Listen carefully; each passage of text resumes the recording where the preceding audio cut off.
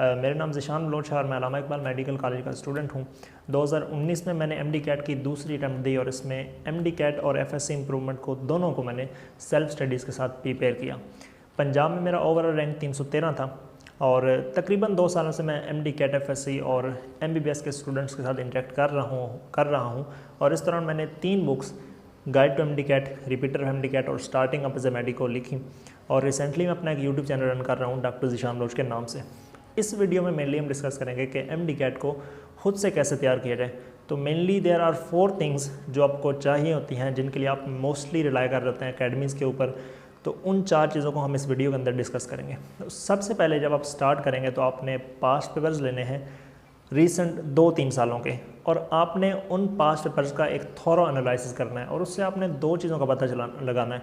सबसे पहले आपने खुद को एनालाइज करना है कि वेयर यू आर स्टैंडिंग, आप किस सब्जेक्ट में वीक हो, किस में स्ट्रॉन्ग हो, कहाँ लैग कर रहे हो, कहाँ आपको ज़्यादा टाइम इन्वेस्ट करना पड़ेगा, कहाँ आपको कम टाइम इन्वेस्ट करना पड़ेगा। सेकेंडली आपने ये देखना है कि जो कंडक्टिंग बॉडी है वो आपसे क्या एक्सपेक्ट करती है, वो किस तरह के क्वेश्चंस पूछते हैं। आप देखेंगे कि बायोलॉजी में वो सिंपल 1 लाइन क्वेश्चंस पूछ रहे होंगे, कुछ कंसेप्चुअल होंगे।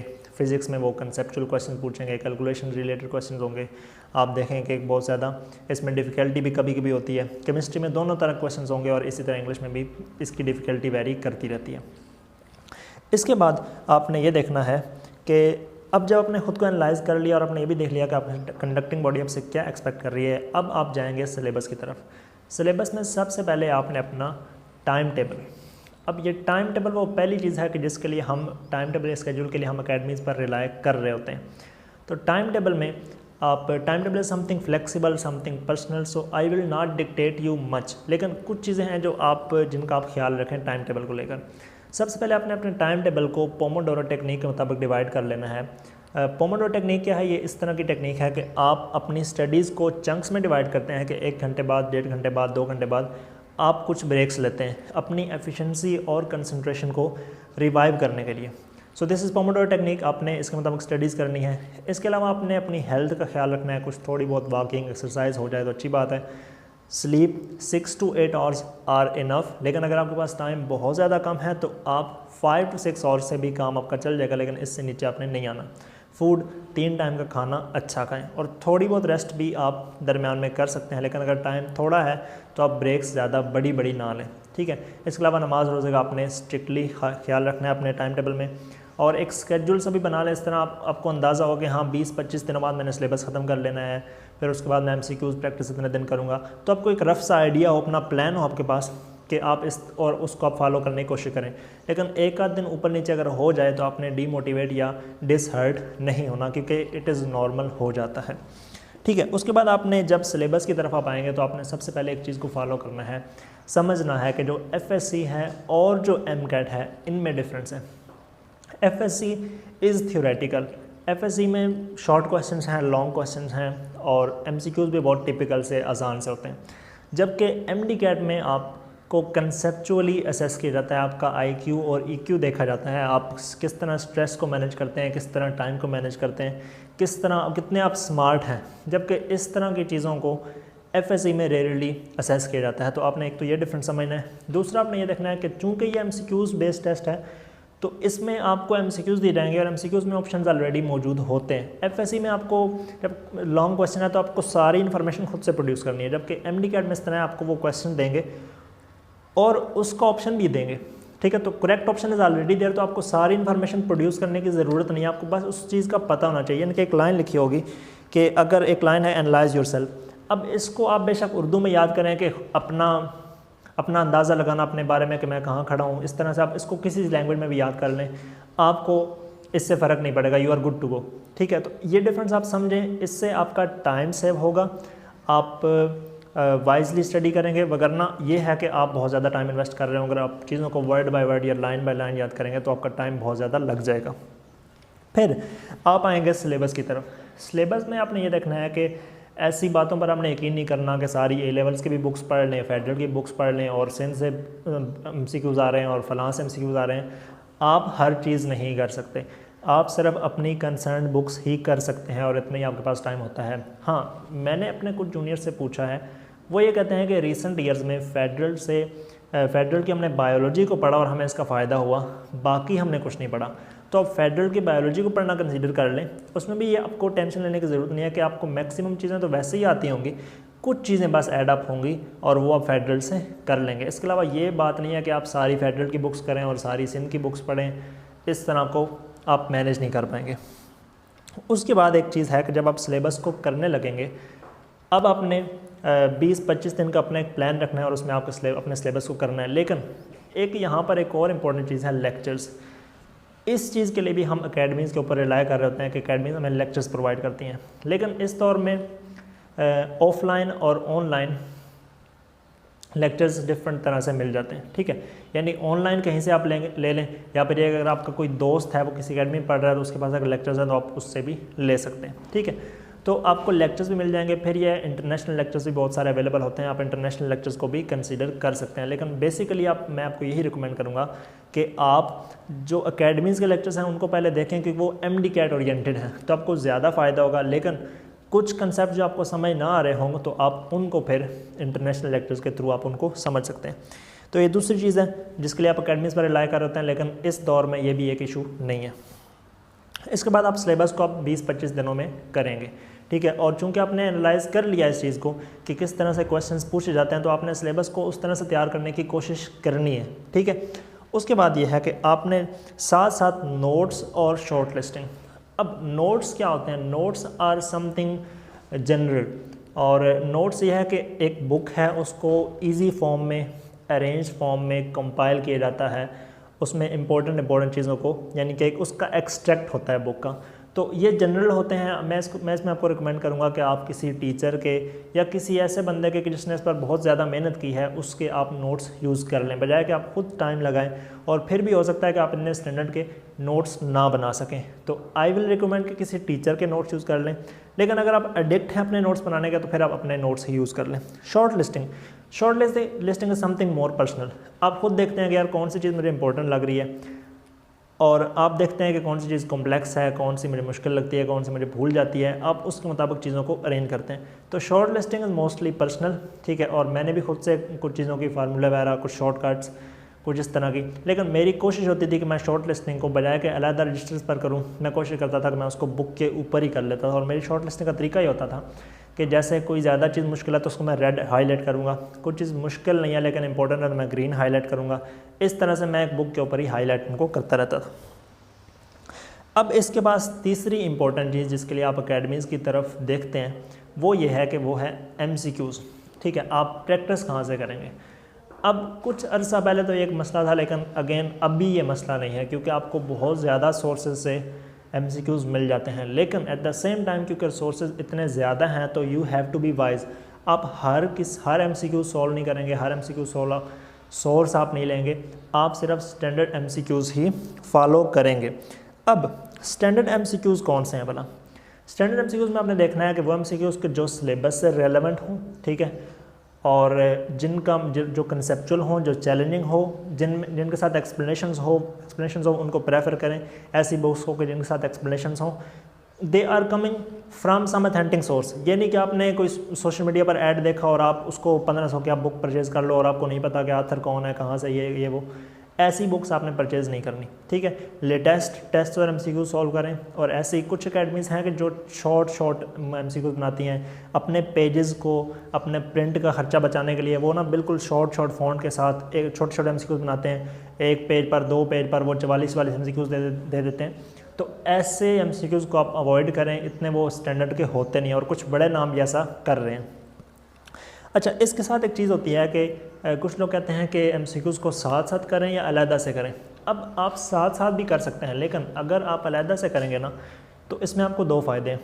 नंबर 1 ये है कि it is more similar to MD-CAT, कि MD-CAT में जब आप MCQs सॉल्व कर रहे होते हैं ना तो ऐसा नहीं होता कि आपने पिछले दिन सब कुछ रिवाइज़ किया होता है। कुछ चीज़ें आपने 1 हफ़्ता पहले रिवाइज़ की होती हैं, कुछ चीज़ें आपने 2 हफ्ता पहले रिवाइज़ की होती हैं, कुछ चीज़ें 1 महीना पहले रिवाइज़ की होती हैं। लेकिन अगर आप ऐसे करेंगे कि अभी MCQs किए और अभी चैप्टर सॉल्व किया और अभी उसके MCQs कर लिए, तो आपको वो उस तरह का ड्रिल और उस तरह का चैलेंज फील होगा नहीं जिस तरह आपको MCAT में फ़ील होता है।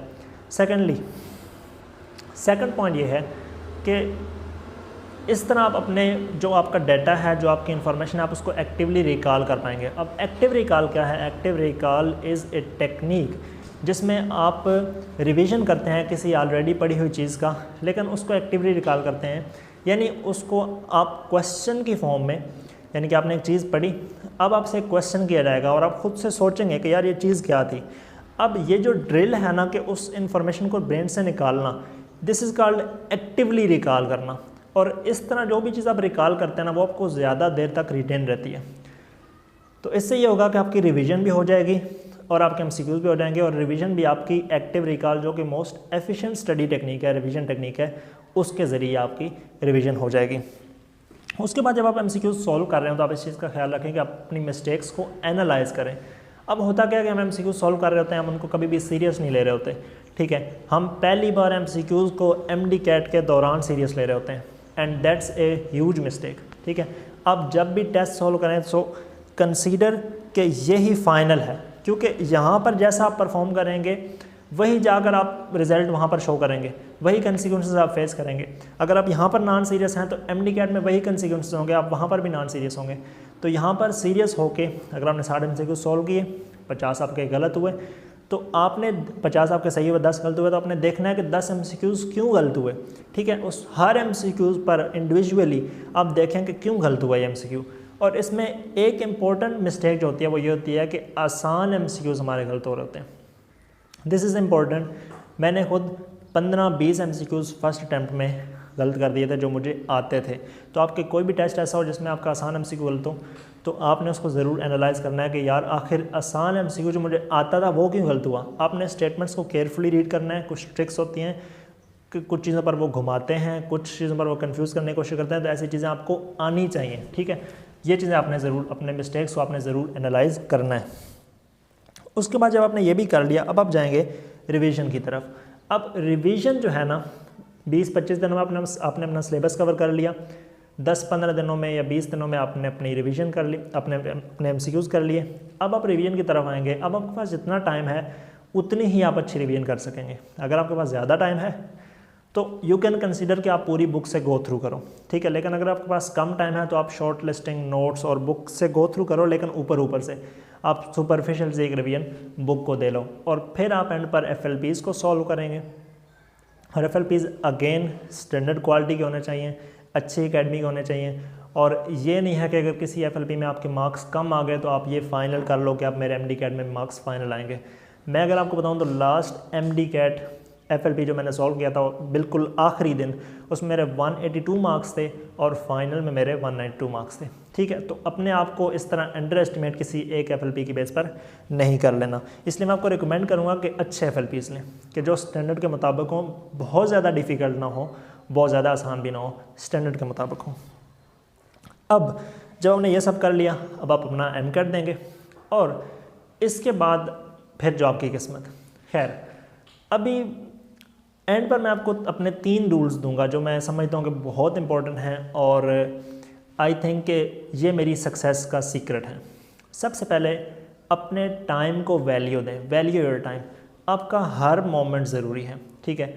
शादियाँ, इवेंट्स, ईदें, इन पर 5-5, 6-6 दिन वेस्ट करने की ज़रूरत नहीं है। ये चीज़ें बाद में भी आ जाएंगी, लेकिन शायद बाद में आपको MCAT देने की अपॉर्चुनिटी ना मिले, बाद में आपको डॉक्टर बनने की अपॉर्चुनिटी ना मिले। तो आपका हर लम्हा ज़रूरी है, आपने हर वक्त पढ़ने की कोशिश करनी है, ठीक है। जो इंपॉर्टेंट चीज़ें उनको निकाल के बाकी टाइम आप मुकम्मल तौर पर यूटिलाइज़ करें। Secondly, invest your self. अब इससे मेरा क्या मुराद है, क्या मतलब है मेरा, कि जब आप स्टडीज़ कर रहे होते हैं, आप हार्ड वर्क कर रहे होते हैं, तो आप इमोशनली, फिज़िकली, मेंटली अपने आप को इन्वेस्ट कर रहे होते हैं। आप हो सकता है थोड़ी बहुत स्ट्रेस फील कर रहे हो, आप फिज़िकली स्ट्रेच होते हैं, आपके शायद बाल गिरें, शायद आपके आई साइड वीक हो, आपकी स्किन पेल हो सकती है, आपके डार्क सर्कल्स पड़ जाएंगे, लेकिन it is all worth it in the and. मैं आपको बताऊँ ना कि जब रियल लाइफ में ये वाली चीज़ें आप देखते हैं ना, तो ये मैटर नहीं करता किसकी स्किन पेल है और किसकी स्किन ग्लो कर रही है, ये मैटर करता है कि किसने अपनी लाइफ में क्या प्रैक्टिकली यूज़फुल अचीव किया। तो try to achieve something useful, these are not big achievements, ठीक है। Work for the real things. And thirdly, never give up. This is something which I found much relevant, ठीक है। अब इससे मुराद क्या है कि देयर विल बी टाइम्स कि जब आपको बिल्कुल समझ ही नहीं आ रही होगी कि यार ये मैं काम कर क्यों रहा हूँ, ठीक है। और मेरे साथ ऐसा होता था कि मैं MCQ सॉल्व किया और मेरे 20%, 30%, 40% मार्क्स आ रहे हैं। अब देखें, आपने दीवार पर लिखा हुआ है कि AMC बैच 24, ठीक है, MD कैट के दौरान, यानी कि टॉप मेरिट वाले मेडिकल कॉलेज का आप एम कर रहे हैं, लेकिन आप MCQ सॉल्व करते हैं तो आपके 20%, 30%, 40% मार्क्स आ रहे हैं। then you will be down, you will be heartbroken, you will be disappointed, but ये है कि आपने हार नहीं मानी। और मेरा भी यही तरीका था कि बहुत कुछ होता था, नेगेटिव रिमार्क्स मिलते थे, खुद इनसिक्योर हो जाता था, लगता था कि टाइम थोड़ा है, सिलेबस कवर नहीं हो रहा, वीकनेसेस कवर नहीं हो रही। लेकिन किसी मोमेंट पर, and I can say with confidence कि बहुत सारे लोग आप में से ऐसे होंगे कि जो रोते रोते पढ़ रहे होंगे, कई मोमेंट्स पर बिल्कुल जो ब्रोक होंगे, क्लूलेस होंगे, लेकिन वो किताब उनके सामने होगी, वो पढ़ रहे होंगे, ठीक है। तो दिस इज़ द टेस्ट कि ऐसे मोमेंट्स पर अगर आपने खुद को काबू में रखकर अगर आपने जारी रखा इस चीज़ को, तो you will do it, nothing can beat you. So this is the final important statement के नेवर गिव अप। अब the fourth thing which N academy provides is, पहले हमने 3 चीज़ें डिस्कस कर ली, time table, lectures and MCQs। Fourth thing is mentorship guidelines. इस चीज़ के लिए हम अकेडमीज़ के ऊपर रिलाय कर रहे होते हैं। अब इस चीज़ के लिए आप मेरे चैनल पर जाएं, टाइप डॉक्टर ज़ीशान बलोच, वहाँ पर आपको सीरीज़ मिलेंगी प्लेलिस्ट के अंदर, ACure MD CAT series, ACure MD CAT extras. उसमें मैं बहुत सारे टॉपिक्स के ऊपर वीडियोस बना रहा हूँ और आप MD कैट के डिफरेंट एस्पेक्ट्स को मैं बहुत ज़्यादा एक्सपेंड कर रहा हूँ।